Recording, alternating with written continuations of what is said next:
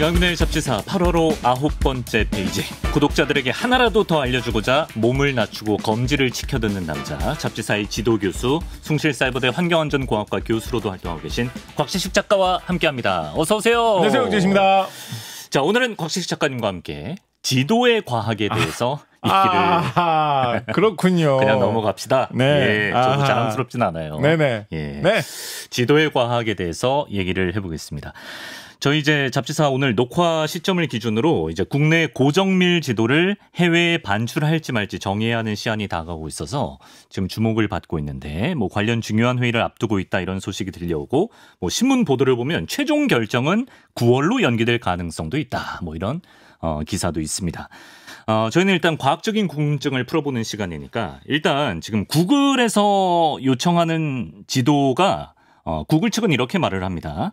축척이 1대 5천 수치인 고정밀 국가 기본도이다. 이게 1대 1000 정도의 고정밀 지도까지는 아니기 때문에 좀 달라. 이런 입장이라고 하는데, 선생님, 고정밀 지도란 게 일단 뭐고 1대 5천 지도는 어느 정도까지 자세히 나오고, 또 구글은 왜 이 지도에 그렇게 집착하는지 좀 소개를 해주시면 좋겠습니다. 일단 뭐 고정밀 지도 뭐 이런 말은 그냥 하는 말이고요. 그러니까 너 잘생겼다라고 하면 뭐 못생겼다가 아니라는 뜻일 수도 있고, 아니면 진짜 뭐 영화배우 할 정도로 잘생겼다일 수도 있고, 그렇지 않습니까? 그죠? 예. 그러니까 그런 뜻으로 그냥 고정밀 지도라는 말은 쓰는 거기 때문에. 아, 그래요? 그거는 그냥 우리가 과거에 갖고 있던 것보다 더 정밀한 거를 원한다, 뭐 원하지 않는다, 뭐 이런 식의 논쟁을 위해서 쓰는 그냥 말일 뿐이다라고 보시면 되고, 예. 더 주목해서 봐야 될 거는 이제 숫자죠. 이 축척 숫자 1대 5천이냐 1대 1000이냐. 지금 세계적으로 우리나라 지도가 많이 나가서 사용되고 있는 거는 1대 2만 5천이거든요. 아, 1대 2만 5천? 네, 그래서 이게 무슨 뜻이냐라고 생각을 해보시면, 네. 1대 5천은 실제 공간에서 5,000cm가 지도상에서 1cm로 나타나 있는 게 1대 5천입니다. 그렇죠. 간단하죠. 5,000cm면 이게 몇 미터입니까? 공 두 개를 떼면 되죠. 50m. 50m가 1cm로 나타나 있다라는 뜻이에요. 그러니까 예. 가로 세로 폭이 50m짜리인 건물이 있다라고 하면 지도상에서 1cm짜리 표시로 이렇게 표시가 되는 게 1대 5천 지도인 것입니다. 그렇죠. 그럼 1대 2만 5천이라는 건 뭐겠습니까? 마찬가지로 2만 5천 cm가 지도상에서 1cm로 나타나는 지도가 1대 2만 5천 지도입니다. 그렇죠. 예. 그러면 250m가 1cm로 나타난다라는 뜻이겠죠. 네. 그러니까 가로 세로가 한 250m 정도 되는 운동장 같은 좀 큰 그런 규모의 뭐가 있어야지 지도상에서 1cm짜리 사각형으로 보인다라는 덜 거죠. 정밀한 거죠. 그렇죠. 예. 이게 진짜 이렇게 쉽게 설명하고 이해도 쉽게 되지 않습니까? 네, 그렇죠. 이거 지금 시간에 배우는 거니까. 이게 도대체 우리가 어떤 법을 사용하기 때문에 이게 이렇게 이해가 쉽겠습니까? 다 이 미터법 때문에 이렇게 씌워진 거예요. 생각해보세요. 진짜로. 그렇죠. 제가 이게 뭐 빈말이 아니고 생각해보세요. 만약에 이거를 우리가 뭐 이상한 나라에서 이걸 설명하고 있다. 인치를 아직도 많이 쓰는 나라에 설명하고 있다. 실제 세상에서 5,000인치가 지도에서는 1인치로 나타납니다. 인치가 뭔데? 5,000인치가 그럼 5,000인치가 몇 마일이에요? 누가 알아요, 그거를? 예? 아니, 오늘 얼굴이 좀 그을려서 오신 거죠? 오늘 이렇게 시뻘게 보이. 진짜 화난 사람 같아요. 네, 이제 야외에서 좀 돌아다니고 그을려서 오신 거죠? 예. 네. 그럼 뭐 예를 들어서 5,000 실제 공간에서 5,000치가 지도에서 한 치로 나타났다. 한 5,000치가 몇 리인지 뭐 어떻게 알아요, 이거를? 어린 반푼어치도 없는 소리죠. 네, 예. 이런 거는 그래서 정말 예. 미터법을 우리가 이걸 그러면 진짜로 이거는 진짜 이게 농담이 아니고 예. 진짜로 그러면 예를 들어서 이거 진짜 그런 딴 단위가 친숙한 그런 나라 사람들이 예를 들어서 1대 5천 지도는 몇 마일이 몇 인치로 표시된다. 이런 거를 그 사람들도 어느 정도 알아야지 이렇게 감을 잡을 거 아닙니까? 변환을 하죠. 그럴 때는 이 사람들 변환할 때 어떻게 변환하는지 아세요? 많은 사람들이 미터법으로 변환을 했다가 다시 변환해요. 진짜로. 왜 굳이 그러냐고. 네, 그러니까요. 이게 정말 미터법이 얼마나 우리에게 소중한 것인지. 맞습니다. 지도를 볼 때마다 진짜 저는 진짜 내비게이션에 화면이 뜨는 걸 볼 때마다 이게 정말 우리가 미터법 때문에 이 좋은 세상에 살고 있구나. 네. 다시 한번 느끼게 되는 것입니다. 근데 진짜로 오늘 얼굴이 많이 그을려져가지고 평소보다 톤을 좀 조절을 하셔야 진짜 화난 사람 같아요. 지금. 예. 그래서 이제 1대 2만 5천 지도는 지금 이제 쓸 수 있게 돼 있거든요. 네, 그래서 1대 2만 5천 지도를 바탕으로 이런 거 저런 거 예를 들면 지도 앱 이런 걸 만들어서 사용을 하고 있는데 이게 이제 정확도가 좀 떨어지지 않습니까? 250m가 1cm에 나타난다. 이렇게 되다 보니까 그렇죠. 예를 들어서 혹시 사시는 집 건물의 그 크기 가로 폭이 250m 정도 됩니까? 그러니까 본인 집이 택도 없지 않겠어요? 택도, 진짜 집은 설마 생각해봐야 될 정도입니까? 집도 택도 없고 건물도 안 될 거예요. 네, 그러니까요. 그러니까 뭐 단독주택 같은 거 이런 거 조그만하게 있으면 뭐 폭이 크게 해봐야 뭐 한 10m, 20m 뭐 이 정도 왔다 갔다 할 텐데 그렇죠. 250m가 1cm에 나타난다고 하면 건물 단독주택 건물 하나하나가 거의 구분되기 어렵단 말이죠. 그렇죠. 그렇다고 하면 큰 도로는 좀 식별이 되겠지만 단독주택 하나하나 사이를 나 있는 그 골목길 같은 거 이런 거는 나오지가 않게 된다라고 해서 지도를 바탕으로 하는 여러 가지 그런 프로그램들을 운영을 하기가 너무 힘들다. 그러니까 좀 더 자세하게 볼 수 있는 지도를 달라. 1대 5천까지만은 좀 달라. 우리나라에 그보다 더 정밀한 지도도 있습니다. 예를 들어서 1대 1000 이런 것도 분명히 국정원 이런 데서 들고 있을 거예요. 그것까지 요구한 건 아니고 1대 5천 정도까지만 달라라고 하고 있는데 이제 여러 가지 이제 협상의 여지가 있는 것입니다. 참고로 요거 살짝 말씀드리면 이게 여러분 간단하게 요약되어 있는 신문 기사나 뭐 방송 보도나 이런 거를 보시면 그 내용 중에 아예 틀렸거나 아니면 오류의 소지가 있는 말을 하는 것들이 꽤나 많이 있습니다. 뭐 어떤 식으로? 그러니까 근데 이거를 제가 말하기가 좀 거시기 해요. 왜냐면 이게 좀 그분들이 이제 몰라서 틀린 것도 있지만 이게 이제 민감한 주제다 보니까 약간 뭐랄까요 한쪽으로 편을 들기 좀 거시기 해가지고 말을 하다 보니까 좀 이렇게 말이 꼬여가지고 오해의 소지가 있게 나온 그런 것들이 많이 있거든요. 그래서 요거 문제에 대해서 진짜 정확하게 이해를 하시려면 좀 여러 가지 기사나 내용들을 좀 차분하게 많이 보셔야 돼요. 왜냐면 그래야지만 아 이게 이 뜻이구나, 아 이게 이 뜻이구나, 그래요? 이렇게 좀 보이는 것들이 많아가지고. 근데 이런 일이 생긴 그 이유는 뭐냐면. 그러니까 이게 왜 그럼 뭐 구글이 뭐 하든 말든 뭐 우리 허용해 주면 되지 않겠습니까? 예를 들어 돈 좀 받고 그냥 주면 되지 않겠습니까? 왜 안 할까요? 안보 문제 아니에요? 그게 이제 제일 많이 이야기하는 이유인데 여기서부터가 이제 제가 조심스럽다는 이유인데 사실은 이게 이제 뭐하고 엮여 있냐면 우리나라에 기존에 사업을 하던 업체들이 있잖아요. 기존에 국내에서 사업을 하는 업체들이 있잖아요. 우리나라 국내에서 지도를 보거나 내비게이션을 사용하거나 혹은 뭐 지도와 관련된 여러 가지 온갖 일들을 다 하다못해 무슨 뭐 요즘에 뭐 중고 거래를 하기 위해서 뭐 가까이 있는 사람을 만난다거나 아니면 뭐 부동산 시세를 확인한다거나 다 지도하고 상관이 있잖아요. 그렇죠. 이런 거를 국내에서 하던 업자들이 다 있겠죠. 있죠. 이 업자들은 다 국내에서 국내 규제를 받아가면서 우리나라 정부 당국의 여러 가지 통제와 간섭을 받으면서 지금까지 계속 사업을 하고 있잖아요. 하다못해 세금도 다 우리나라 정부에 다 내고 있잖아요. 내야죠, 기업들은. 그래서 그 세금을 받아서 어떻게 보면 또 지도를 만든 거지 않습니까? 그런데 구글은 이 다국적 기업이잖아요. 세금 그러니까 이런 식의 지도를 받아가지고 서비스를 하고 운영을 하면 분명히 국내에서 뭐 이렇게 온전히 다 사업을 하기보다는 다국 본사로 들고 가가지고 이 다국적 사업을 할 거란 말이에요. 그러면 여러 가지로 그런 규제에서 좀 이탈하기도 쉽겠죠.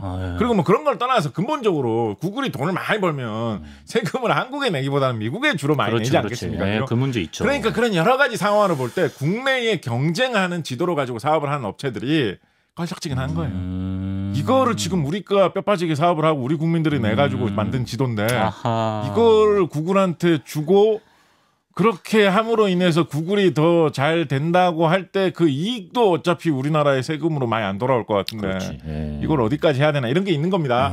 물론 생각하기에 따라서는 아니 더 강한 업체하고 경쟁을 요즘 글로벌 시대에 경쟁을 더 활발히 해가지고 서로 피 터지는 경쟁 와중에 더 품질이 좋아지고 뭐 더 많은 기술 혁신이 일어나고 그러면 뭐 기술의 발전 면에서도 소비자들에 대한 이익 면에서도 또 좋지 않겠느냐. 또 해외에 구글이 익숙한 사람들이 더 많이 있는데 그 구글에서는 이야기를 많이 하죠. 해외의 관광객들이 어디에 놀러 가면 뭐 유럽에 간다, 뭐 미국에 간다, 다 구글 지도를 살펴보면서 맞습니다. 여기저기 돌아다니는데 한국에 와서는 구글 지도가 품질이 좀 떨어져가지고 잘 안 통한다. 그래서 관광객들이 잘 못 놀러 온다. 그러니까 뭐 그래도 많이 놀러 오고 있죠, 사실은. 그렇죠. 그래서 근데 그런 거를 구글 쪽에서는 좀 얘기를 해요. 외국인 관광객들은 우리나라 걸로 쓰나? 보통? 아니 그런 걸 약간 팁처럼 좀 이야기를 하죠. 근데 이제 당황하는 사람들도 있다고 하고 모르면, 뭐 그런 이야기 특히 과거에는 최근 들어서 이제 구글 지도도 품질이 좀 올라오고 있는데 특히만 10년 전만 하더라도 뭐 그런 게 있었는데 그런 게 이렇게 이해관계가 많이 얽혀 있습니다. 국내의 지도를 이용해서 사업을 하는 사람들 그리고 또 다국적 기업 입장에서 사업을 하는 사람들, 우리나라 정부 쪽 입장, 또 그 사이에서 실제로 지도를 개발하고 연구를 하는 사람들의 입장, 여러 가지 입장들이 좀 이렇게 이해관계를 얽혀 있기 때문에 이 문제가 사실 되게 복잡하고 뭘 털어주면 과연 그럼 이 문제가 풀릴 거냐. 그래서 뭘 해다 주면 지도를 줄 수 있느냐. 혹은 뭐가 안 되기 때문에 지도를 지금 못 주고 있냐. 이런 게 여러 가지 이야기가 특히 짧게 나온 보도일수록 약간 오해의 소지가 있게 나오는 게 많기 때문에 되는구나. 좀 이렇게 좀 깊게 보고, 이 사실 되게 복잡한 문제로 여러 가지 형태로 많이 얽혀 있다라는 정도로만 좀 설명을 드리도록 하겠습니다. 예. 이런 말이 있죠. 지도를 지배하는 나라가 세계를 지배한다. 작가님께서는 이 말이 지금도 유효하다고 보시나요? 이제 좀 과장이죠. 뭐 세계를 지배하려면 세계를 지배해야지 세계를 지배하는 거지. 지금도 물론 유효합니다라고 할 줄 알았는데. 지도를 지배하면 지도를 지배하는 거죠. 아니, 세계를 지배하면. 아니 지도를 이용해서 대항해 시대도 있었고. 몽골의 징기스칸이나 예. 그 자손 쿠빌라이 칸도 세계를 다 지배하지는 못했는데 예. 지도만 지배한다고 세계를 지배하겠습니까? 진짜 그건 좀 과장이긴 한데. 왜 MVP라고 하시는 거예요, 거기는? 누가 봐도 T인데. 그런데 뭘 이야기하려고 하는 말인지, 뭘 강조하는 말인지는 우리가 새겨볼 필요는 분명히 있는 말이기도 하며, 현대에도 되게 유효한 말이고, 어떻게 보면 현대 같은 디지털 시대에 더 의미가 커진 말이기도 합니다. 예. 우리가 디지털 시대하고 과거의 아날로그 시대하고 컴퓨터를 이용해서 가상세계에서 정보망을 이용해서 뭔가를 하는 거하고 실제로 뭔가를 우리가 즐기고 하는 거하고의 그 경계면을 연결해 주는 거, 실제 세상과 가상 세상, 디지털 세계와 아날로그 세계를 연결해 주는 게 지도다라고 해도 사실은 별 과장이 아닙니다. 뭐 현실적으로도 그렇죠. 왜냐하면 현실 세계를 표현한 지도가 요즘엔 지도도 다 데이터 형태로, 디지털 형태로, 컴퓨터 안에 들어있는 자료의 형태로 다 제작이 되니까 그게 컴퓨터 프로그램에서 인식이 되고 있기 때문에 컴퓨터 프로그램이 어떻게 세상의 공간이 실제로 구성되어 있는지를 알게 되고 처리하고 계산할 수 있게 되니까 실제로 문자 그대로 말 그대로 그렇기도 하거니와 어느 정도 의미가 있느냐라고 하면, 우리나라 같은 경우에는 2023년에 이미 우리나라의 주요 온라인 거래업체, 온라인 유통업체하고요. 주요 오프라인 유통업체들, 뭐 백화점이나 대형마트나 이런 데들 있죠. 그런 데하고 비교를 해보면 2023년에 이미 온라인 쪽이 50% 넘게 차지했습니다. 앞섰어요. 작년에도 온라인 쪽이 이미 오프라인보다 더 많이 됐어요. 물론 뭐 이 통계에 안 잡히는 소상공인들이나 이런 사람들 다 합치면 여전히 오프라인 유통이 더 크다라고 말은 할 수는 있겠죠. 그렇지만 주요 업체 기준으로 우리나라 당국에서 통계를 내는 기준으로 하면 온라인의 유통이 더 커졌다. 사람들이 주로 인터넷을 통해서 물건을 산다. 라고 할 수 있는 시대로 우리나라가 진입한 지 벌써 몇 년 됐습니다. 지금도 그런 추세가 이어지고 있고요. 그런데 우리가 어떤 물건을 산다라고 하면 그 물건이 뭐 배송이 돼서 와야지 우리가 물건을 산 거잖아요. 그죠? 근데 배송을 해가지고 물건을 오려면 일단 그 배송을 하는 그 기사님들 한 분 한 분이 내비게이션을 이용해서 와야 되니까 그때도 지도 자료를 쓸 뿐더러 그 배송망을 구축하고 조율하기 위해서, 그럴 때도 지도를 보면서 지도를 보니까 여기에 집이 많고 여기에 도로가 이렇게 있고 하니까 우리가 여기에 땅을 사가지고 물류 창고를 여기 이렇게 지어가지고 이런 식으로 운영을 하면 잘 돌아가겠구나. 그걸 실시간으로 지금 잘 운영이 되고 있고, 어디에 물량이 많이 쏠리고 있고 어디에 물량이 지금 좀 많이 쌓이고 있고 정체되고 있고, 이런 거를 보는 거 다 지도하고 같이 보면서 운영을 하죠. 거기다 허브를 만들고. 그렇죠. 그런 거 계획을 세울 때 다 지도를 보면서 하잖아요. 그리고 실시간으로 그걸 운영을 하는 것도 다 지도를 보면서 하고. 그래서 지금 우리가 유통에서 돈을 더 많이 쓰는 주류라고 하는 이 온라인 상거라는 것 자체가 어떻게 보면 지도 위에서 탄생되어 있는 거거든요.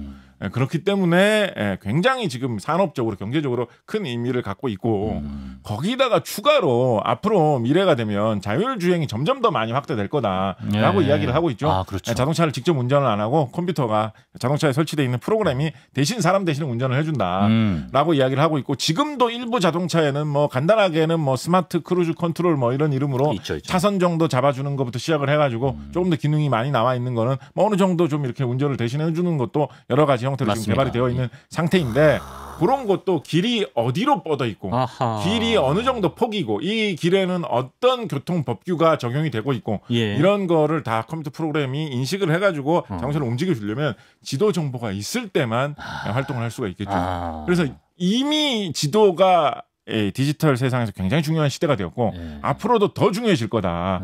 앞으로 이런 흔히 뭐 위치 기반 서비스 이런 말 많이 사용하는데요. 앞으로 이런 거를 이용해서 더 많은 사업을 해보자는 아이디어들이 계속 나오고 있습니다. 예를 들면 뭐 최근이라는 게 한 4, 5년 사이에 급격하게 많이 유행을 한 주변에 가까이 사는 사람들끼리 중고 거래를 해보자. 있죠, 뭐 이런 있죠. 거 다 네. 어떻게 보면 지도 기반, 위치 기반으로 성장을 한 거죠.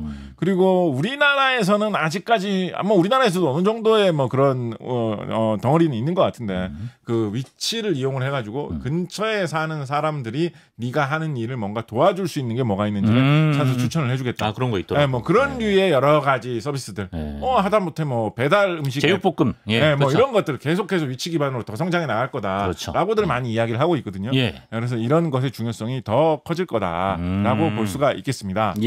하나, 있겠습니다. 하나만. 톤이 심상치가 하나만, 않았어. 하나만. 가시죠. 하나만. 지도 기술 얘기해야 되는데. 게다가 진짜로 예를 들면 뭐 그렇게 하면 안 되겠지만 세계를 누가 정복한다라고 마음을 먹었을 때 지도가 결정적으로 중요한 이유도 많이 있습니다. 뭐 당연히 이제 전쟁을 하려면 어디에 뭐가 있고 뭐 지형이 어떤지를 알아야지 어디를 뚫고 들어가서 어디를 공격해야 되는지가 파악이 될 테니까 군사적으로 지도가 중요한 건 너무나도 당연한 이야기인데요.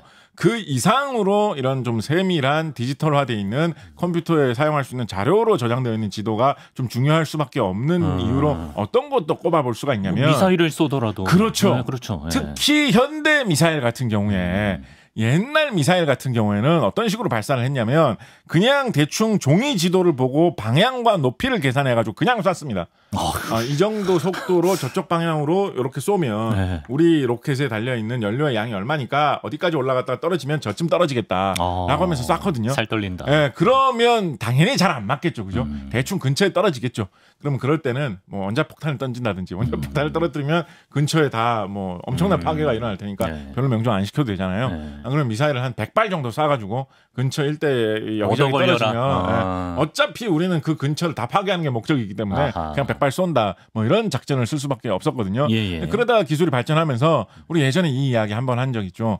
관성항법 장치라는 게 나왔어요. 원소할 때 썼는데 우리 루비듐인가? 우리 그 이야기 기억나시나요? 이렇게 자동차 버스 같은 거 타고 갈 때 버스 타고 와서 이렇게 눈 감고 버스 안에 있으면서 버스가 어느 정도 나가는지 좌회전하는지 우회전하는지 몸이 쏠리는 그 느낌만 가지고 그거 좋아하신다고. 내가 어디쯤 왔는지 대충 추측해 보기. 이런 거 우리가 놀이로도 할 수 있는데 그거를 장치로 만들어 가지고 미사일 안에다가 쏠리는 느낌을 감지할 수 있는 장치를 넣어놓고 미사일이 지금 앞으로 가고 있는지 속도가 얼마나 빨라지고 있는지 왼쪽으로 쏠리는지 오른쪽으로 쏠리는지를 감지를 해가지고 이 미사일이 지금 어디로 가고 있는지를 컴퓨터가 파악하고 하게 한 다음에 그러면 이거 왼쪽으로 너무 쏠린 것 같은데 그럼 오른쪽으로 좀 꺾자.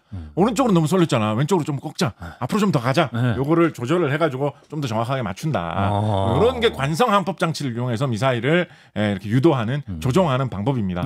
당연히 이것도 오차가 많이 있을 수 있겠죠. 예를 들어서 급브레이크 밟을 때도 이렇게 뒤로 쏠리는 느낌이 나지만 갑자기 맞바람이 너무 불어도 뒤로 쏠리는 느낌 날 거 아니에요. 이산 입장에서. 오차의 소지가 많이 있거든요. 그래서 이 방법도 오차가 꽤 크게 발생합니다. 현대의 뛰어난 관성항법 장치들은 이 오차를 정말 놀라울 정도로 줄이는데요. 그래서 막 바람 같은 거 막 재고 막 이럽니다. 그런데 그래도 오차가 좀 납니다.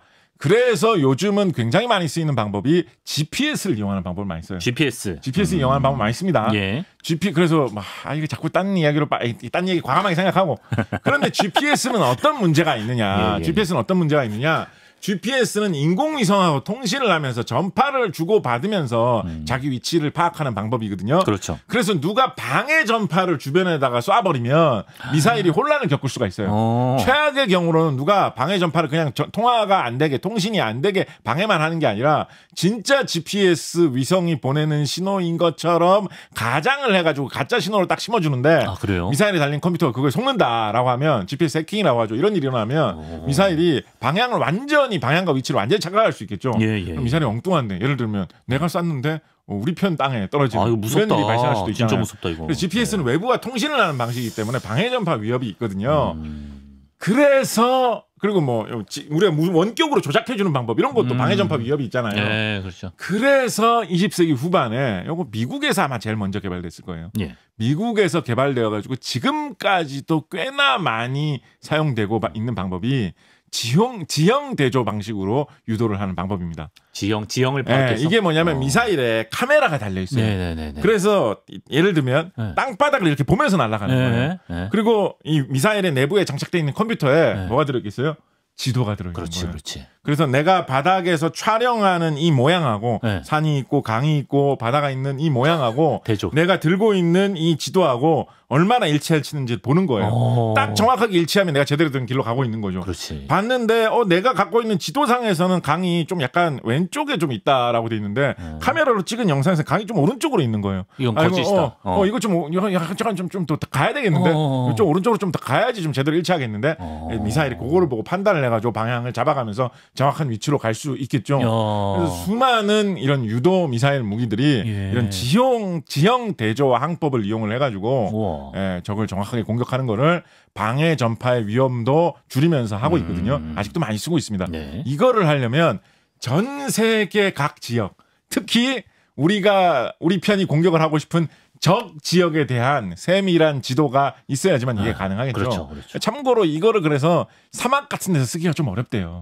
뭐 특이한 게 없으니까. 사막에는 그냥 다 이렇게 모래파만 펼쳐져 있고 바람 부는 데 따라서 모래 본데 생겼다가 없어지고 막 이러니까 고장나요. 사막에선 좀 쓰기가 어렵대요. 그래서 뭐 예전에 사막에서 전쟁하던 그 미군이 발표한 내용 보도한 거 이런 거 보면 그래서 일부러 직진으로 가면 더 빨리 갈 수 있는 경로가 있는데도 일부러 산이나 강이 있는 쪽으로 미사일이 좀 돌아가게 만들어서 쏘는 경우가 있는 게 대조할 거리를 찾았구나. 대조할 거리를 찾아서 그렇게 움직이는 뭐 그런 것이 있다라는 그런 이야기가 있을 정도거든요. 그래서 현대에도 이런 진짜로 세계 정복을 누가 하려고 결심을 하면 알았다고요. 그때에도 이렇게 지도가 정말 중요한 세상이다. 중요하다. 라고 이야기를 할 수가 있겠습니다. 예. 진짜 하나만 진짜 짧게 할게. 하나만 이야기하고 넘어가면 될까요? 우리 메르카토르 도법이랑 고정밀지도 어떻게 만드는지 이런 거. 그걸 하기 전에 이거 해주실 거예요? 이거? 할게요. 이 시간 남기실 거예요? 할게요. 하나만 짧게 하시죠. 하나만 짧게.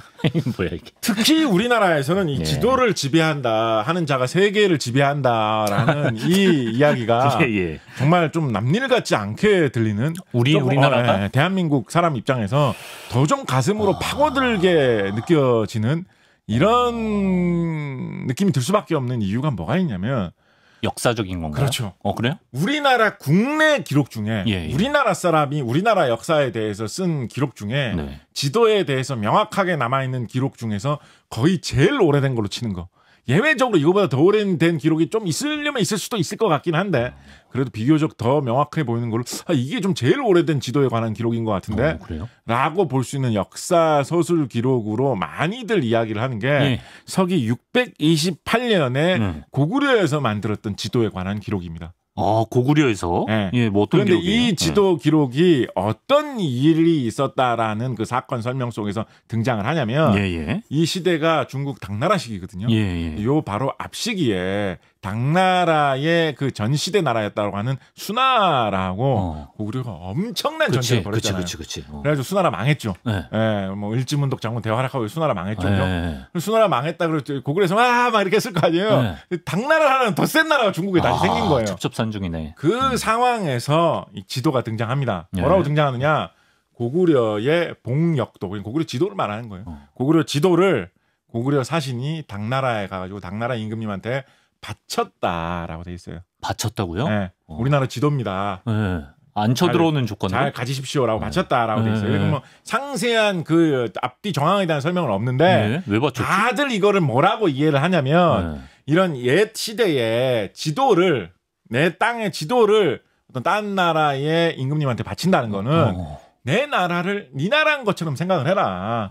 집문서 약간 넘기는 느낌으로 내 나라도 다 당신의 그런 어떤 세력권이나 거의 다름없다. 그러니까 당신 나라가 당신이 세력권에 편입된 곳이 어떤 곳인지 좀 보시라고. 우리나라 지도 내 다고 이거라고 우리나라가 이건데 그거를 뭐 당신 것처럼 거의 생각해도 된다고. 이렇게 생겼다고.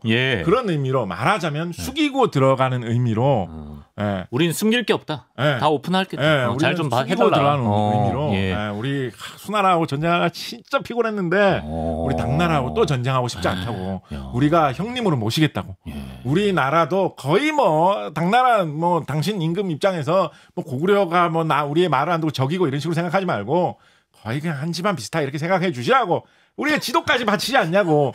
약간 이런 의미로 숙이고 들어간 걸로 많이 해석을 하거든요. 그러니까 이제 평화를 위해서 좀 저 자세를 취한 거예요. 어떻게 보면. 지도를 공유한다는 것을.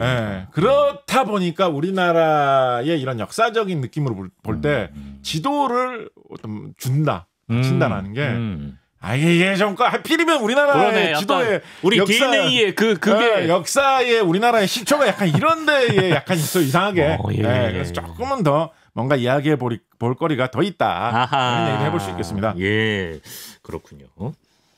뭐 그런 얘기를 들은 게 있습니다. 평면으로 된 세계 지도 중엔 완벽한 게 없다. 당연하죠. 그러니까 네. 지구는 둥글는데 그거를 종이에 옮기면은 완벽할 수가 없다라는 그렇습니다. 건데. 네. 그런 것만 봐도 지도 만드는데 엄청난 과학 기술과 계산법이 필요할 것 같은데 맞습니다. 뭐 이런 지도도 좋고 고정밀 지도 만들 때는 또 어떤 기술 필요한지도 궁금하고요. 예. 일단 뭐 현대의 고정밀 지도 만드는 방법은 과거에는 이제 항공 촬영을 이용을 해가지고 뭘 하는 방법을 많이 사용했습니다. 비행기로 사진을 쭉 다 찍은 다음에 그걸 가지고 이렇게 대조를 하면서 사진을 주로 맞춰놓고 강이 여기에 있고 산이 여기에 있고 집이 여기에 있고 도로가 여기 있고 이런 식으로 맞춰가지고 이제 지도를 만드는 방식을 많이 사용을 했는데 네. 현대에는 이제 GPS라는 강력한 기술이 있기 때문에 네. GPS를 이용을 해가지고 그냥 GPS를 보고 위도 경도 좌표를 보면서 지금 내가 있는 곳에 뭐가 있는지를 계속 다 써놓으면 그게 그냥 지도가 되는 거예요. 요즘은 GPS라는 강력한 수단이 있기 때문에 그래서 그게 사실은 뭐 소위 말하는 고정밀 지도라고 통상 말할 수 있는 거를 만드는 거에 현대에서는 제일 많이 쓰이는 기술이다라고 이야기를 할 수가 있겠습니다. 네. 뭐 거기다가 추가로 요즘에는 뭐 그런 것도 많이 하잖아요. 뭐 스트리트 뷰다, 뭐 거리에서 볼 때 어떻게 보인다, 그렇죠. 뭐 이런 신기해. 것도 많이 하잖아요. 네. 그래서 요즘에는 뭐 이렇게 자동차나 차량이나 이런 데에다가 이런 GPS를 이용해서 측정할 수 있는 장치를 설치를 해놓고 주변 사방을 카메라로 촬영할 수 있는 그런 것까지 달아가지고 이렇게 움직이면서 네. 돌아다니면서 이동식 뭐 MMS 뭐 이런 식으로 많이 합니다. 모바일 매핑 시스템 뭐 이런 식으로 네네. 이야기를 해가지고 돌아다니면서 주변을 이렇게 사진까지 찍어가지고 뭐가 있는지를 다 자료로 기록해 놓으면 그 자체가 지도가 그냥 되어버린다. 그러네요. 네. 라는 이런 게 현대에 사용되고 있는 방식입니다. 네. 그 세부적인 뭐 원리는 뭐 대단히 놀라운 첨단 기술들이 사용됩니다만 예를 들어서 카메라로 뭘 찍는다라는 것만 해도 사실 디지털 카메라인 게 얼마나 신기합니까? 그래서 좀 더 이야기할 거리가 많이 있습니다만 어떻게 보면 이 원칙상으로 이야기해 보기에는 좀 간단하죠. 그렇게 위도 경도, 위도 경도. 경도에서 포착되는 정보 네. 이걸 그냥 다 기록해 놓는 게 현대의 지도다라고 할 수 있으니까. 예, 예. 그런데 과거? 그런데 예. 과거에 이런 게 없을 때는 예. 지도를 만드는 게 훨씬 더 이제 피곤한 일이었죠. 그게 더 신기할 것 같아요. 옛날에 이런 뭐 장비 같은 게 없을 때는 오히려 더 힘든 방법이었죠. 어떻게 해요? 예를 들어서 뭐 아까도 말씀드렸지만 어떻게 지구가 동그란데 그거를 펼쳐서 그릴 거냐도 사실은 이게 되게 피곤한 문제거든요. 예. 이게 우리 하다못해 이게 그냥 일반 아까도 말씀해 주셨지만 원칙적으로 기본적으로 완벽하게 할 수는 없습니다. 네. 불가능합니다. 네. 그래서 뭔가 왜곡을 감수하고 어떻게 표현을 해야 되는데 어떤 식의 왜곡을 감수해야지 사람이 보기에 제일 편할 건가를 가지고 여러 가지로 이제 왜곡을 하는 거거든요. 예. 그래서 뭐 우리가 하다못해 이제 사과 껍질만 깎아봐도 네. 사과 껍질은 사과는 동그랗게 생겼잖아요. 근데 껍질을 쭉 까면 껍질은 보면 약간 판판한 느낌 들잖아요. 네. 근데 껍질을 그렇다고 바닥에 펼쳐놓는다라고 해가지고 바닥에 딱 달라붙게 종이처럼 붙일 수 없죠. 그게 안 되지. 바닥에 달라붙게 이렇게 누르면 사과 껍질 약간 이렇게 부러지는 듯한 뜨죠. 이런 느낌이 나잖아요. 그죠? 그렇지. 그래서 동그란 면을 어떻게 하든지 간에 평면에 표현하는 게 정확하게 표현하는 게 사실상 불가능합니다. 그렇다 보니까 여러 가지 오류가 생기는데 그중에서도 한때 굉장히 많이 사용되었지만 오류가 너무 커가지고 요즘에는 껄쩍지근함이 많이 강조되고 있지만 그래도 요즘에도 또 왕왕 많이 쓰고 있는 걸로 흔히 말하는 이제 메르카토르 도법 지도라는 게 있죠. 네모 우리가 제일 쉽게 떠올릴 수 있는 그 세계 지도라는 것인데 그렇죠. 예. 그거는 생각을 네모나게 지도를 딱 펼친 모양으로 그렸기 때문에 생각을 해보면 남극이나 북극은 단 하나의 점이잖아요. 그렇죠. 예. 넓이가 없는 거예요. 남극 점에서 이렇게 손가락으로 하나 딱 꽂았다라고 하면 손가락만큼의 면적밖에 안 차지하는 정도의 공간밖에 안 되는 거거든요. 근데 그거를 다 잘라가지고 넓게 펼쳐놓았기 때문에 메르카토르 도법상의 이 지도에서는 지구 한 바퀴의 둘레만큼에 해당하는 정도의 길이로 단 하나의 점이 쭉 펼쳐져가지고 나타나게 되죠. 그래서 남극, 북극으로 가까이 갈수록 땅이 너무 넓어 보이는 그렇죠. 이런 문제가 발생을 하는 게 메르카토르 도법의 문제입니다. 그래서 그린란드가 거의 뭐 아프리카랑 맞먹게 나오고 그렇죠. 그러죠. 그래서 세가 요즘에는 뭐 그런 거 지적하시는 분들도 많이 계십니다. 이런 지도가 있기 때문에 아프리카나 동남아시아나 인도나 이런 데 있는 사람들은 자기 나라의 크기와 세계에서 차지하는 비중을 생각보다 너무 작게 느끼게 되고 스스로 유럽 사람들은 유럽이 좀 북쪽으로 쏠려 있잖아요. 맞아. 유럽 사람들은 땅이 훨씬 더 작은데도 되게 크게 스웨덴 땅 되게 크게 표시돼 있거든요. 되게 크게 느끼게 된다. 라는 뭐 이런 이야기도 있는데 아프리카, 남미 이런데. 그렇죠? 그렇습니다. 근데 요즘 디지털 시대에는 지도를 특히 세계를 표시해주는 지도를 다 사실은 이렇게 지구 본 모양을 확대하는 형태로 요즘에는 제공하는 것들이 디지털 시스템에서는 컴퓨터 프로그램으로 보는 지도에서는 많이 있습니다. 네. 그래서 이런 현대의 디지털 시대의 지도를 보면 네. 헷갈릴 리가 없다라는 거를 말씀드릴 수가 있겠죠. 예. 넘어가기 전에 하나만 좀 말씀드리면, 그러시죠. 하나만 말씀드리면 이게 이 옛날식 지도를 만들 때도 지금 내가 있는 위치가 어딘지를 파악할 수 있는 좋은 방법이 있어야지만 지도를 잘 그릴 수가 있지 않겠습니까? 기준점을 내가 기준이 그러니까 돼야 지금 내가 지금 보고 있는 거, 내가 지금 어디에 있는지를 알아야지만 세계 지도상에서 뭐 세계 지도가 아니라 한국 지도라도 한국 지도든 세계 지도든 지도에서 내 위치가 어딘지 찍을 수가 있지 않겠습니까? 그렇죠. 내가 지금 있는 곳에 딱 오니까 여기 계곡이 흐르고 있고 산이 보인다. 그래 이 위치에다가 계곡하고 산을 그려야지라고 하는데 내 위치가 어딘지를 알아야지 산하고 계곡을 그릴 거 아니에요. 그렇죠. 내 위치를 아는 게 지도를 만들 때 제일 중요한데 옛날부터 이 남북으로의 내 위치가 어딘지를 알기는 좀 쉬웠어요. 그러니까 위도를 알기는 쉬웠어요. 그거 왜 쉽죠? 예? 왜냐면 해가 네. 적도로 갈수록 이렇게 높이 뜨잖아요. 그래서 적도로 가가지고 적도에 그 남극과 북극의 딱 중간 지점, 제일 더운 날씨가 많이 온다라고 우리가 흔히 생각하는 그 지점, 적도. 그 지점에 가가지고 낮 12시에 이렇게 서 있으면 해가 머리 꼭대기에 딱 올라가가지고 정확하게 위에서 내려 쪼이기 때문에 그림자가 안 보이는 순간이 발생하죠. 그때 사진 찍어놓은 거 인터넷에 올라와 있는 거 보면 묘합니다. 우리가 평소에 일상생활하면서 그런 모습을 본 적이 없기 때문에 주변에 있는 모든 사물에 그림자가 하나도 없는 모습이 나와 있으면 꼭 현실 세계를 찍은 사진인데도 무슨 뭐 초등학생이 그린 그림 비슷한 느낌이 들고 되게 묘한 느낌이 드는 그런 사진이 촬영이 되거든요. 그런데 그렇게 정오를 기준으로 봤을 때 그림자가 길어지면 길어질수록 반대로 얘기해보면 더 북쪽으로 갔다라는 뜻이죠. 그러네. 조금 더 천문학적인 거를 사용을 하면 우리 하늘에 뜨는 별 중에 북극성 있지 않습니까? 북극이 항상 하늘이 돌아가는 거에 맨 중심을 이루고 있기 때문에 북극이 얼마나 높이 떠 있느냐를 보면 그거를 가지고 내가 얼마나 북쪽에 있는지를 알 수가 있습니다. 내가 북극에 딱 와 있으면 북극이 내 머리 위에 딱 떠 있어요. 제일 하늘에 제일 높은 곳에 북극성이 올라와 있어요. 밤에는 또 그렇게 그래서 북극성을 살펴본다든지 해를 살펴본다든지 하면 남북으로의 위치는 잘 알 수가 있습니다. 이거 굉장히 옛날 사람들도 이건 알고 있었어요. 왜냐면 남북으로 오르내리다 보면 그러니까 그런 거 있잖아요. 북쪽으로 하면 북쪽은 겨울이 되면 밤이 너무 길어지는 것 같다. 여기 왜 이렇지? 스웨덴이야? 뭐 이렇게 할 수 있을 거잖아요. 남쪽으로 한참 내려가 보면 겨울이 돼도 여름이 돼도 해가 뜨고 지는 게 별로 안 바뀐단 말이에요. 그거를 보면서 이거를 깨달았을 거예요.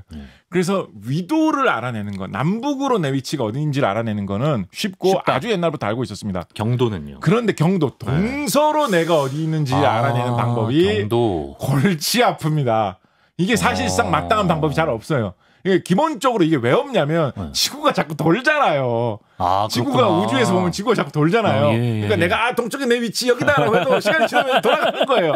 그러니까 이게 마땅치가 않아요. 그러네. 마땅치가 이게 않아요. 쉽지 않구나. 그렇죠. 그래서 여러 가지 방법들을 사람들이 많이 고민을 했는데 그 중에서 결과적으로 해서 경도가 엄청나게 중요해요. 그러니까 뭐 그래서 여러 가지 뭐 인위적인 방법들을 많이 써왔습니다.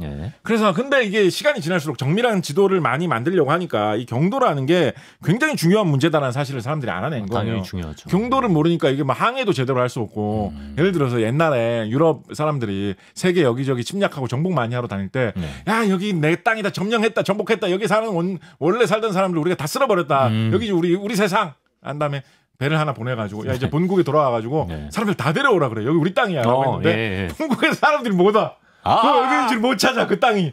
그럴 수 있잖아요. 그럴 수 있지. 그러면 이 막 괜히 쓸데없이 거기 원래 침략해서 원래 살던 사람들 괜히 다 몰아내는 나쁜 짓만 하고 말짱황이네요. 기다리다가 사람 아무도 안 와가지고 침략했던 사람도 혼자서 외롭게 있다가 쓸쓸히 세상을 떠나고 이런 일들이 유럽 사람들이 세계 정복을 하던 시기에 왕왕 발생했습니다. 그러니까 이게 이거 위도는 아는데 이게 경도를 모르는 게 너무 중요해요. 큰 문제구나라는 생각을 하게 된 거예요. 그래서 경도를 알아내는데 세계 여러 나라들이 현상금도 막 걸었습니다. 영국에서는 경도위원회라는 게 결성됐어요. 멋있다. 수많은 최고의 학자들이 최고의 과학자들이 경도를 정확하게 알아내는 방법을 우리가 만들고야 말겠다라고 해서 경도위원회라는 걸 만들고 경도를 정확하게 알아내는 방법을 개발을 하면 그 사람한테 임금님이 상금도 팍팍 주고 그런 거를 한 17세기 지금부터 한 400년 전 그 무렵부터 되게 강하게 시행을 했었어요. 어떻게 이거 답을 알아내는 사람들이 정말 잘 안 나왔습니다. 그래요? 애매하게 대충 알아내는 방법이라든가 아니면 알아낼 수는 있는데 그 알아내는 방법이 너무 복잡해. 이런 방법들이 하나둘 나오긴 했어요. 근데 깔끔한 방법이 계속 안 나왔습니다. 그래서 이 시대에는 약간 경도꾼 막 이런 사람들도 나왔어요. 경도 사기꾼, 약간 뭐 경도 때문에 이상해진 사람, 경도 때문에 맛이 가는 사람 이런 사람들이 등장했어요. 경도 미치광이. 네, 예를 들면 뭐 진짜요? 내가 경도를 알아내는 아주 쉬운 방법을 개발했다. 이런 거를 막 뭐 전혀 뭐 그런 연구도 별로 안 해. 연구 조금 해보고 그냥 이상한 환상에 빠져가지고 자기가 왠지 천재라는 걸 너무 자랑하고 싶어서 뛰어난 천재학자들이 아무도 개발하지 못한 것을 초등학교도 다니지 않은 내가 해냈다. 막 이런 거 자랑하는 하는 사람들이 그러니까 사기를 진짜 생으로 친 사람들도 있고요. 스스로도 그거를 믿었던 사람들도 있어요. 그렇죠. 뭔가 좀 착각해가지고. 정신적으로 그렇게 된 거죠. 뭔가 착각해가지고. 이렇게 하면 경도 구할 수 있잖아. 이걸 왜 몰라줘. 세상이 천재인 나를 안 알아준다. 근데 과학자들이 검토해보면 이거 말도 안 되잖아. 지구가 돌아가고 있다고 자꾸 변한다고. 막 이런 경우가 많아가지고 이게 약간 사회 문제 비슷하게 되던 시절까지 세상이 있습니다. 경도에 집착하던 시절. 왜냐하면 이거를 알아내면 엄청난 명예와 많은 돈을 벌 수가 있었으니까 이런 거에 뛰어드는 이상한 그런 뭐라고 해야 될까요? 무슨 뭐 학자가 되담한 사람이라고 해야 될까요? 이런 사람들이 막 있었어요. 이게 언제까지 안 풀려요?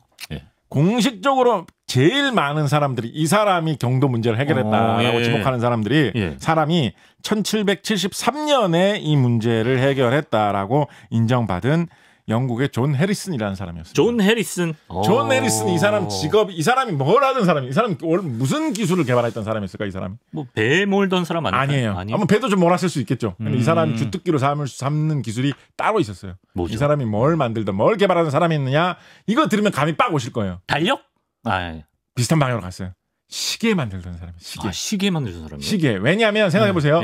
경도에 따라서 동서 어디에 위치해 있느냐에 따라서 시차가 생기잖아요. 시차가. 그러네. 지금. 그래서 시계를 예를 들면 이 사람이 영국 사람이니까 영국에서 출발할 때 영국 시간으로 영국의 낮 12시가 될 때 이 시계도 12시가 되도록 딱 시계를 정확하게 맞춰 놓는 거예요. 그래서 내가 배를 타고 세계 여기저기 뭐 여기 아메리카로 어디로 막 간 거예요. 그리고 나서 이 아메리카 여기에서 해를 보면서 해가 제일 높은 데 올 때 정오가 될 때를 딱 따져보는 거예요. 지금 내가 있는 곳의 정오 12시는 12시. 지금 그 순간이겠죠. 그죠? 그렇죠. 그때 영국에서 맞춰 놓은 시계를 딱 봐요. 네, 몇 시간 왔나? 그러면 시차가 나겠죠. 분명히 시차가 나겠죠. 왜냐하면 그 동서로 거리가 떨어져 있으니까 그 시차를 보고 얼마나 떨어져 있는지를 계산해내면 경도를 간편하고도 정확하게 알아낼 수 있다라고 해가지고 이 사람이 결국 상금을 받는데 성공했습니다. 시계 만들던 사람. 지금 들으면 뭔가 생각해낼 법한 것 같은데. 근데 생각한 사람들은 있었어요. 그래요? 생각한 사람들은 꽤나 있었어요. 그런데 문제가 뭐냐? 그렇게 오랫동안 항해를 하면서 파도도 타고 뭐 이렇게 하면서 가도 틀리지 않고 계속 정확하게 유지되는 시계를 만드는 게 너무 어려웠던 시계 거예요. 기술이. 예를 들어서 뭐는 회중 이렇게 뭐 진자로 돌아가는 그런 시계 있죠. 이런 시계 같은 거 만들었다. 근데 배에다 올려놨어. 파도가 칠 때마다 이렇게 울렁울렁 할 텐데 그럼 진자가 엉망으로 흔들릴 거 아니에요, 그죠? 그러니까 시계 만드는 게 간단하지가 않은 거예요. 정밀 시계를 만드는 게 어려워가지고 포기한 사람들도 많이 있었겠죠. 야, 시차를 이용해서 뭐 경도를 알아낸다고? 야, 발상은 좋은데 야, 그렇게 정확한 시계를 어떻게 만들어? 이렇게 하면서 이제 포기한 사람들 많았을 텐데 미스터 해리슨이 존 해리슨은 성공을 했다. 이야, 그렇군요. 이렇게 해서 경도 수수께끼도 풀리게 되었다. 이제 마칠 시간인데요. 벌써요. 그렇게 아쉬워하신다고? 하나만 뭐 더 하시죠. 지도 관련해서 해주실 지도 관련해서 하나만. 지도 이야기 중에 넘어가기 전에 뭐 마지막으로 하나 좀 덧붙이고 싶은 거. 잠깐 넘어가기 전에 덧붙인다는 건 이거 끝나는 넘어가는 게 또 있다는 거죠. 안 넘어가고 끝내기 전에 하나 덧붙이고 싶은 게 이것도 자꾸 요즘 이렇게 말씀드릴 때가 있어서 조금 거시기 합니다만 죄송합니다만 좀 의미 있고 과학적인 이야기하고 좀 이상한 이야기하고 이렇게 엮어가지고 좀 말씀을 드리도록 하겠습니다. 일단 의미 있고 사실적이고 과학적인 이야기부터 먼저 말씀을 드리면 우리나라의 조선시대 후기에 대체로 한 17세기 한 1600년대 한 중반 정도 무렵부터 나와가지고 굉장히 유행하던 그런 세계 지도가 있습니다. 우리나라에서 지금부터 한 400년 전부터 나와가지고 유행을 했던. 뭐 혼일강리 그런 거 아닌가요? 그거는 그보다 훨씬 더 먼저 나온 거고요. 그리고 그거는 유행을 했다라고 하기에는 몇 안 만들어졌어요. 예. 참고로 국내에 혼일강리 역대 국도지도는 있지도 않습니다. 일본에 가 있어요. 예. 아마도 뭐 임진왜란이나 이럴 때 일본에 누가 약탈해 간 게 지금 일본에 어디 절에 있을 거예요. 예, 그게 있고 국내에는 제가 알기로 혼일강리 역대 국도지도 그게 조선시대에 만들어진 게 아마 없을 겁니다.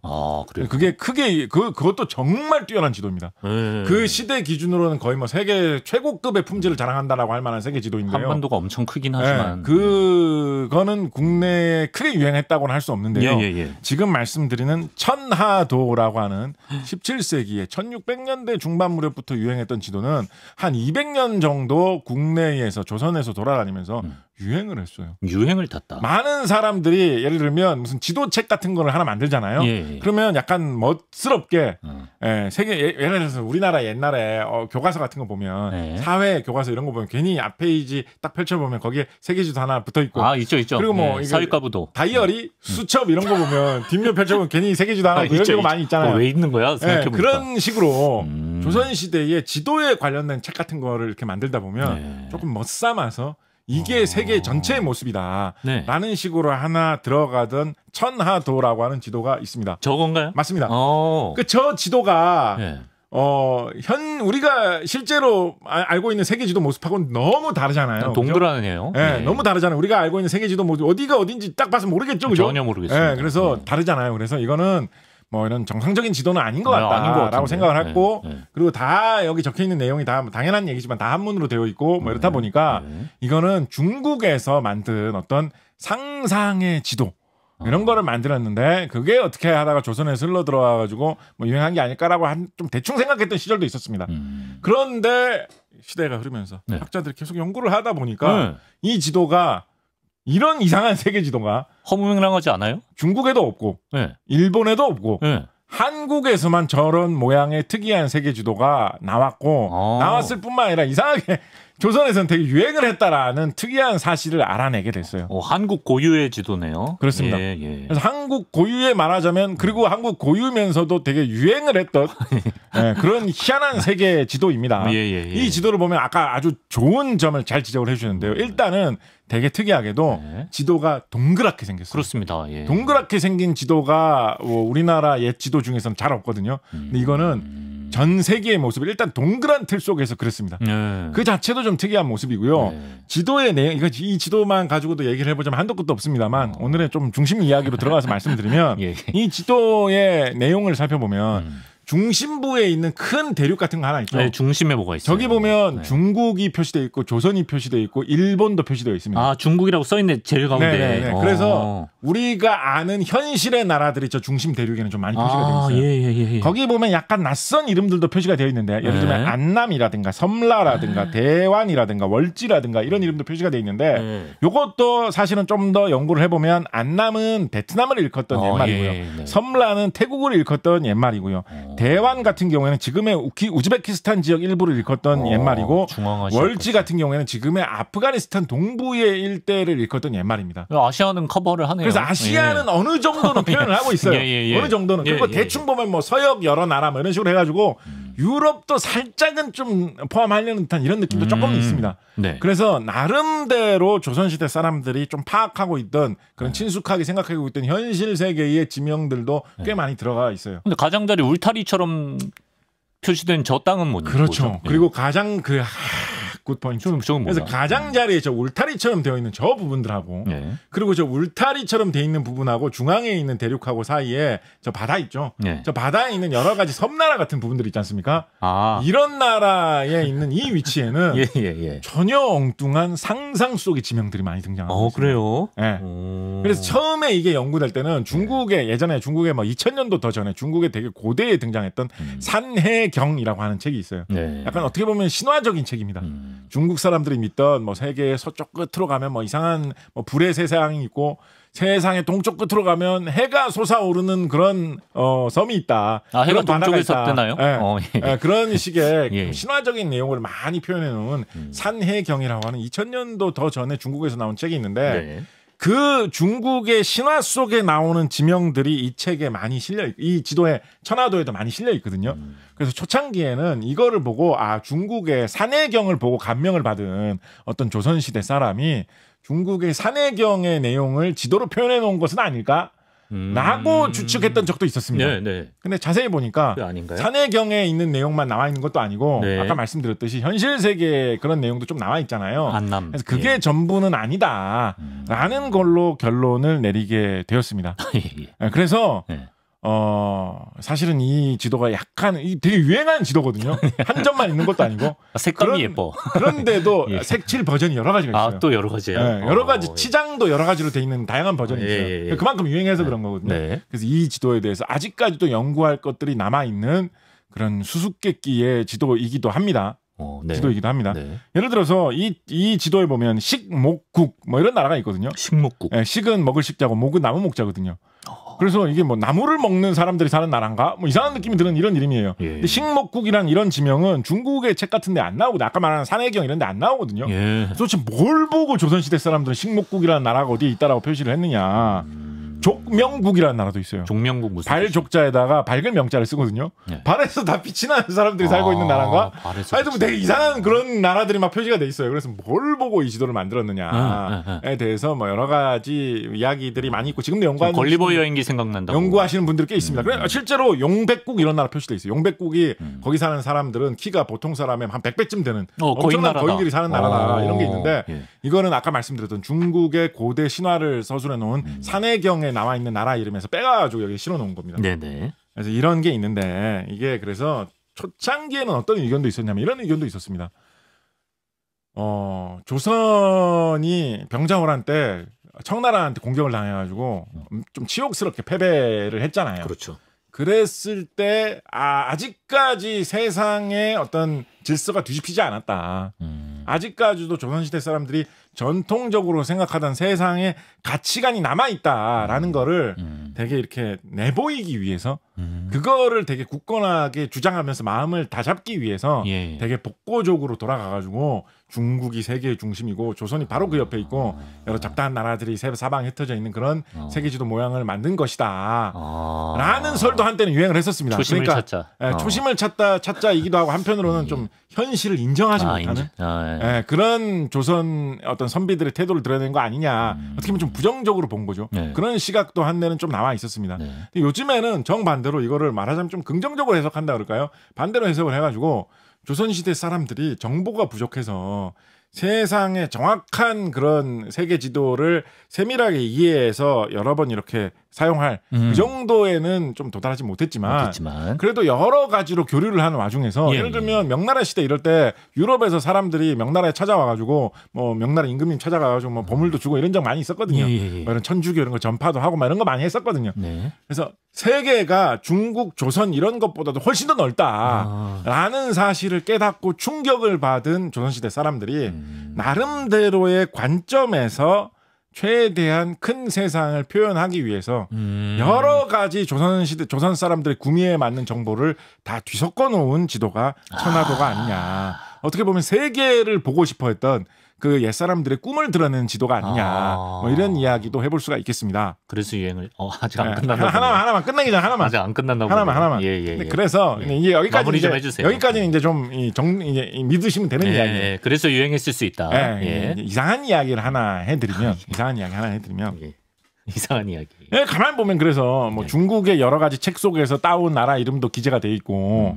뭐 지금 우리가 봐서는 어디에서 온지도 모르는 나라들도 이 지도에 실려 있는데 도대체 무슨 기준으로 이 나라들이 뽑혀와 가지고 이렇게 적혀 있느냐 상상 아니에요? 근데 어떤 기준으로 이거를 골랐을까? 라는 게 좀 그렇잖아요. 중국 책에 나오는 이야기들을 이렇게 저렇게 뽑아내가지고 모아놓은 내용들이 한 90% 차지하거든요. 기준이 있나? 근데 어떤 기준으로 어떤 나라는 이 천화도에 써줄게. 이 나라는 천화도에 안 써. 이런 식으로 어떻게 선별을 했느냐. 빈도수. 그게 몰라요. 현대 과학자들은 모르는데 몰라요. 모르는데 연구 대상이에요. 근데 이제 하나 막연히 짐작해 볼 수 있는 거는 그나마 조선시대 사람들이 이런저런 뭐 전설이라든가 이야기라든가 이런 것 속에서 친숙한 나라 위주로 기록을 했을 것이다 라는 이야기를 해볼 수가 있겠죠. 그렇게 생각을 해보면 뭐 여러 가지 재밌는 이야기 많이 해볼 수 있는데 오늘 하나만 이야기해드릴게요. 하나만 이야기해볼 수 있는 나라로 수마국이라는 나라가 있어요. 수마국. 네? 수마국? 네, 수마국이라는 나라가 있어요. 예. 이게 옛날에 아까 말씀드렸던 중국의 고전의 산해경에서도 나와 있는 나라 이름입니다. 네, 이 나라는 하필 이거는 천화도에 좀 기록해야 되겠는데 라고 해가지고 조선시대 사람들이 천화도에 수마국이라는 나라를 써놓았다라는 거예요. 네. 수마국이라는 나라는 어떤 특징이 있는 나라라고 중국의 고전에 설명이 돼 있냐면 이 나라 사람들은 특이하게도 그림자가 없는 종족이 사는 사람이다라고 적혀 있거든요. 소름. 야. 이게 뭘 보고 이게 나온 전설이며 이게 조선시대 사람들에게 왜 익숙했을까를 상상을 해보면 그림자가 없어. 네. 적도기니구나, 적도기니. 적도 지역까지 가면 실제로 사람의 그림자가 안 보이는 때가 생길 수가 있잖아요. 그렇죠. 그래서 그런 실제 사실이 그런 나라 진짜로 있대. 라는 게 어느 정도 유입이 되어가지고 적어도 뭐 뱃사람들 사이에 여행 좋아하는 사람 사이에 좀 돌아다니고 있었기 때문에 이건 진짜야. 라고 해서 기록된 게 아닐까라는 이거 상상이에요. 이거 진짜 근거 거의 없습니다. 근데 충분히 그럴 수 있을 것 같아요. 그런 생각을 해볼 수가 있는데 이게 마침 재밌는 게 일본 역사 기록인 일본 서기를 보면 서기 647년에 신라의 김춘추가 일본에 와가지고 선물로 앵무새와 공작새를 주면서 일본 사람들 우리하고 손잡고 백제하고 원래 친했죠. 백제를 배반하시고 백제를 칩시다 이런 제안을 했다라고 되어 있거든요. 네. 일본 사람들 보기 얼마나 신기했겠어요. 그렇죠. 요즘이야 뭐 공작새 사진도 알고 우리 동물원 가면 볼 수도 있지만 647년 지금부터 1400년 전에 일본 사람들이 공작새라는 거를 말이나 들어봤겠습니까? 그렇죠. 공작새가 날개 쫙 펼치면 일본 사람들이 저기 천상의 새 아니냐. 신라 사람들은 어디 가서 저걸 잡아왔나 이런 생각했겠죠. 저는 이거 제 상상입니다만 저는 김춘추가 공작새를 먼저 보여주고 그 다음에 앵무새를 보여줬을 거라고 생각합니다. 왜요? 왜냐면 앵무새 딱 보여주면 공작새에 비해서 앵무새 심심하게 생겼잖아요. 일본 사람들이 뭐 저거는 뭐 예쁘긴 한데 별거 아니라고 생각했을 때 김춘추가 뭐 이렇게 딱 하면 아리가또 고자이마스 앵무새가 막 이렇게 했겠지. 일본 사람들 다 뭐 쓰러졌겠죠. 기절하죠. 아니 어떻게 신라 사람들은 어디에 가가지고 말하는 새를 데려왔냐고 막 이러지 않았겠습니까? 그죠? 그런데 우리나라에서 가까운 앵무새나 공작새가 사는 곳을 찾아보면 인도네시아가 나옵니다. 인도네시아. 실제로 인도네시아 사람들이 들러 조선시대에 우리나라까지 왔다는 이런 기록도 있어요. 인도네시아에 앵무새, 공작새가 살거든요. 인도네시아가 어디에 걸쳐 있겠어요? 적도에 걸쳐 있어요. 그 적도를 가본 사람이 상상입니다만 신라 시대 사람하고도 어떻게 하여튼 뭐 이런 그림자도 없고 이런 정도의 이야기가 앵무새도 있고 우리가 천화도라는 특이한 우리나라 고유의 세계 지도를 보면서 해볼 수 있는 생각이다라는 말씀을 마지막으로 드리도록 하겠습니다. 나중에 천화도 특집 한번 또 해주세요. 네네. 자, 오늘은 지도의 과학에 대해서 최근의 사안과 관련해서 곽지식 작가님과 함께 말씀 나눴습니다. 고맙습니다. 감사합니다.